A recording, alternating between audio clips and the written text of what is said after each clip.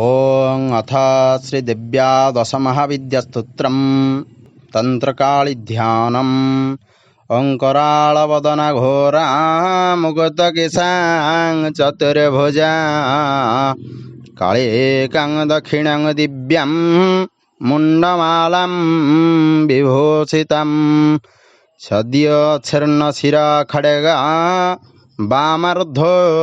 कराम्बुजाम् अभयं वरदंश्चैव दक्षिणार्धोर्धपाणिनं महामेघं प्रभां श्यामा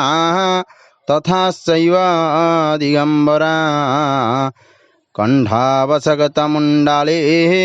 गलारुधिरचर्चितं कर्णावतं सतं नीत्वा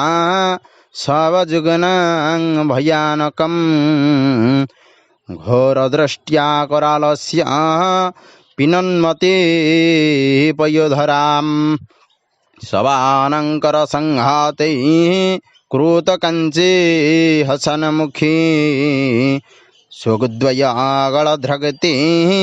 धारविस्फोरितननं घोररवं महारौद्रीं संसनालयं वासिनीं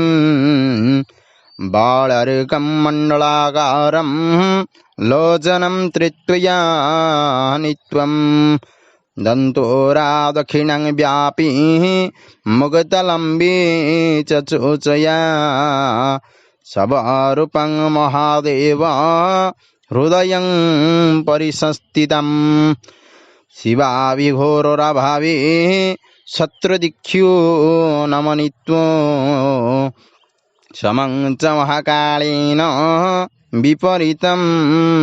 नृतातुरा सुखं प्रसन्नवदनं स्मराननं शरीरुह